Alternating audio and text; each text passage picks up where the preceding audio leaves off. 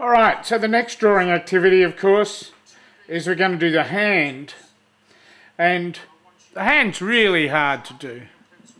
The hand's hard to do because it's the first thing you see and recognise as you develop as a human. You're in control of your hands, and if you look at a newborn baby, you'll see them recognise their hands. It's that and their mother's face is the first thing they recognise. And of course, recognising your mother's face is critical for life. Now, one of the things I want to introduce to you, and I want to make sure you're perfectly clear about, is the concept of a contour. The contour is the edge of an object, and that contour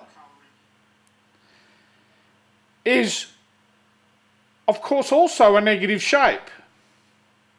And there's an exercise we're going to do when I come and see you, which we call pure contour drawings, where I imagine the tip of the pencil is connected to my eyes, and that the pencil and my eye are connected.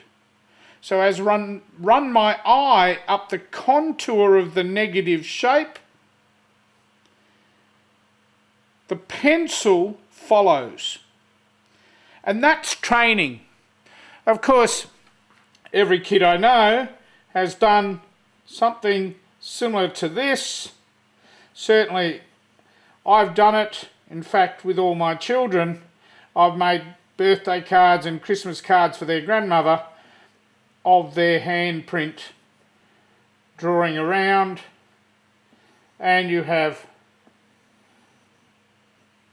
a contour. As you're aware, you can see that contour line there.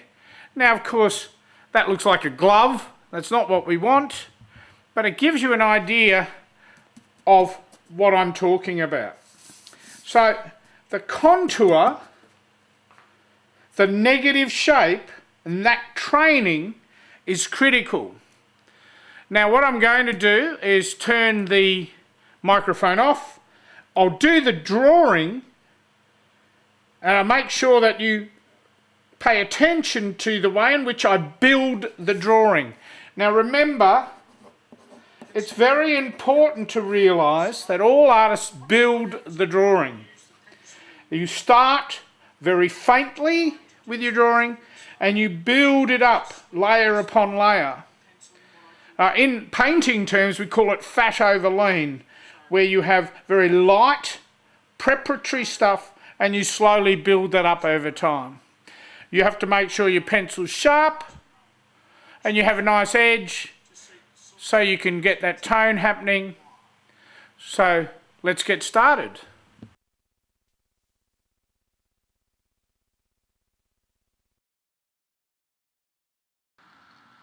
As you can see, I'm using the contour, tracing my eye along the base of the thumb there. So I've established something here. Now, I'm making a judgment of the width of the thumb and at what point along the vertical does the gap between the thumb and the forefinger start. So I did what we call a vertical check. I'm looking down on that. Then bouncing off that original shape, I'm starting to do the negative shape. You can see another vertical check as to where that should fit. So mixing my left and right brain, I'm checking against variety of different proportions. It's very important to understand that I'm still concentrating on the outside shape. I'm not thinking of it in terms of a finger. I'm not thinking of it in terms of a hand. I'm thinking of them in terms of shapes. Now, I can't stress how important it is to do that, especially with hand drawing, because of course they are so embedded. The image of a hand, the symbol of a hand, is so embedded in our subconscious that we must get over that by increasingly concentrating on the shapes that are available. Now I'm going to fast forward this development as you'll be able to see how things operate.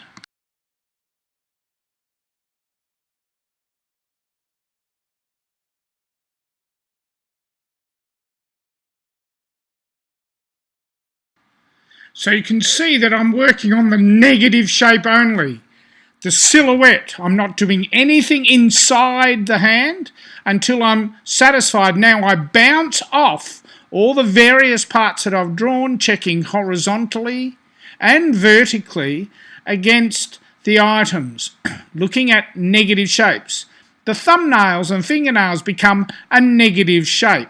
I'm just drawing the shape as I see it, not what I think I see, and I can't stress with you how important that is. Once you're starting to get the hang of getting your shapes bounced up, you then work back around that negative shape and start working inside to identify more and more of the lines to make things start to look a bit more realistic. Of course, really important is to bounce off the existing negative shape onto the positive shape and to ensure that you're checking all the time, both horizontal and vertical, to get the proportions correct. I cannot stress how important that is to keep referencing what you've got. Also, it's a handy thing not to move your hand while you're doing that, because all the horizontal and vertical checks will disappear. Now, once you're in this stage, it's time to start adding tone. And you don't add tone because you imagine you see it. You are looking at the existing shapes and what is dark and what is light. Consistently returning to pencil drawing mode or pencil writing mode, and adding two types of tone: contour tone, where you have the tone following the shape that you see, or the northeast rain tone, where you come in at an angle, a diagonal angle, so the tone that you apply is even. Now I'm going to fast forward the application of tone. Please remember, I'm fast forwarding this. The drawing itself took 30 minutes. I want to do the demonstration in 15.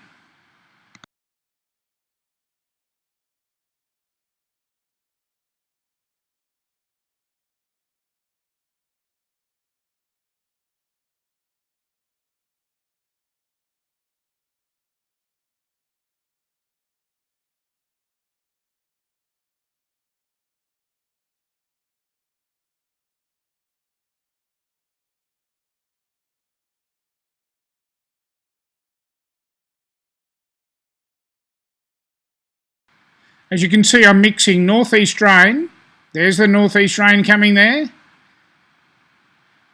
with going into the contour of the shapes, making sure that you press.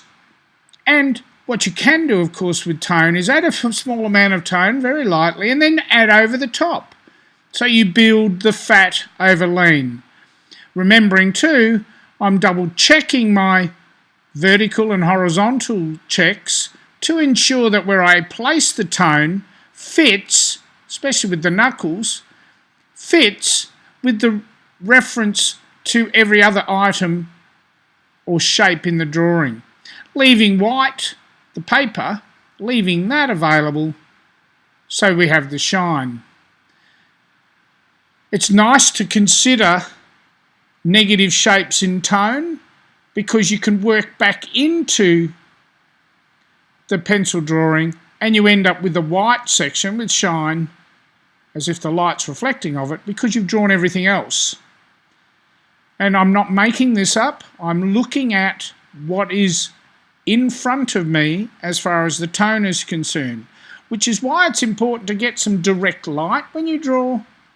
I have two lights shining on me here and the window coming through my lounge room, so I'm trying to get an element of colour, well, not colour so much as tone, as darkness and lightness, so I can mimic that because, of course, it's the darkness and lightness that we see that gives us lines. Once we've finished doing this, we can then work into framing the drawing so that we have, particularly outside the hand to the top of the drawing, we have an edge so we can have that bright part and absorb any line that might be there. We don't want to see a line eventually. We want to just see it as a shape moving into tone.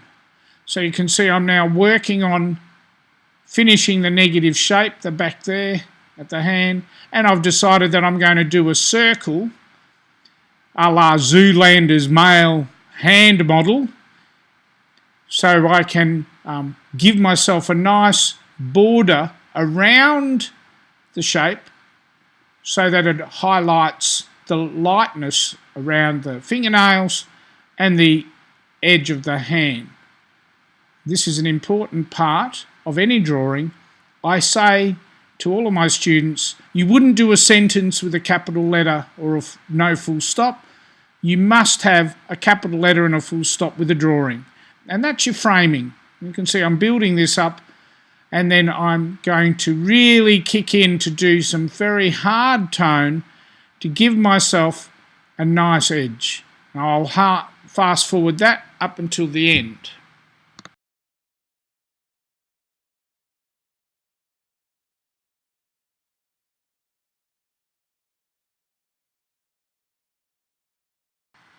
So you can see I'm using the pencil now in writing mode rather than pencil drawing mode to get right into those edges and build that tone up. Now it's a bit messy at the moment, so we have to go over it again. My pencil's getting a bit blunt by this stage, and I started smudging, so you can see I've got a piece of paper that I put over the pencil so my hand doesn't smudge. And you can see now working very closely and hard in there. So I'm giving it a bit of effort. Now, when you put a lot of pressure on paper, it can buckle. The paper I'm drawing is quite heavy paper, so I feel quite good with this. The pencil itself is probably a little bit too hard. I'd prefer a 4B. And then, in effect, what you do is a 2B for the drawing, and for your background, you should choose a softer pencil. You go through more graphite, but it doesn't damage the paper as much. But you can see I just looked at my pencil then, I've paused it, I've come back, and I've now sharpened it so I've got more of an edge. So I'm going to go over and start finishing this and neaten it up. Make sure that I finish the drawing. Don't have it hanging out. Don't have it just hanging there in space. Give it a full stop and a capital letter at the start. Make it a sentence. Make it a statement. Your drawings are all statements about yourself. And pay attention to detail. Make sure that you've covered messy bits. Make sure that you realise that the whole picture is important. Every bit of it. The bottom left-hand corner is just as important as the middle. And what I'm doing here is I want the thumb to stick out. I don't want to do a big circle around everything. I quite like sometimes leaving a statement outside of a frame. And you can see that I'm finishing that here. And I've got my circle there. And now I'm just finishing that edge. Having a look, stepping back, and having a look at the picture and say, all right, am I happy with that as a picture? Am I happy with that as something that represents things? Yeah, that's not so bad. I'll show everybody when I visit you. Let's have a go, folks.